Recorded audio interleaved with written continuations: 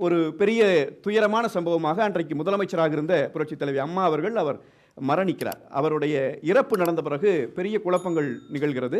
அந்த குழப்பங்களிலே இருந்து மீண்டு வர முடியுமா இந்த கட்சி என்கிற விமர்சனங்கள் வைக்கப்பட்டது. பல பேரும் கேட்டார்கள், அண்ணா திராவிட முன்னேற்றக் கழகம் அதோடு முடிந்துவிட்டது என்று பேசியவர்களின் எண்ணிக்கை அதிகம். ஆனால் நீங்கள் ஒரு விஷயத்தை கவனிச்சு பாருங்க, ஒரு மன்னன் இறந்து விட்டான் என்று சொன்னால் அந்த மன்னனுடைய மகன் ஆட்சி பொறுப்புக்கு வந்துடுவான். நம்ம பெரிய பெரிய சாம்ராஜ்யங்களை எல்லாம் பற்றி படிக்கிற போது படிக்கிறோம், ஒரு தந்தையும் மகனும் ஒரே போர்க்களத்தில் நிற்க மாட்டாங்க. ரொம்ப ரேரான சீன் தான் நீங்கள் எடுக்க முடியும் ஹிஸ்டரியில். ஏன்? ஒருவேளை அவருக்கு ஏதாச்சும் ஆச்சுன்னா இவர் என்ன பண்ணுவார்? அந்த இடத்தை நிரப்புவார். 10 பிள்ளைகள் இருந்தால் வரிசைப்படி பிள்ளைகள் எடுத்துட்டு போயிடுவாங்க. ஆனால் ஜனநாயகம் இந்த கோட்பாட்டிற்கு முரணானது. அது தலைவர்களை மக்களிலே இருந்து உருவாக்குகிற கோட்பாடு தான் ஜனநாயகம். எனவே ஒரு தலைவர் மரணிப்பதற்கு முன்னால் நான் போன பிறகு பார்த்து இவரை தலைவர் ஆக்கிக்கோங்க என்று சொல்லிவிட்டு போகக்கூடாது. அது ஜனநாயக விரோதம். அப்படி சொல்றது ஈஸி, அது உங்களுக்கு புரியும், பார்த்தா தெரியும். அட பேசாம யார் இவர் தான் தலைவர்னு போயிட்டா பிரச்சனை இல்லையேப்பா. அது பிரச்சனை இல்லை தான்.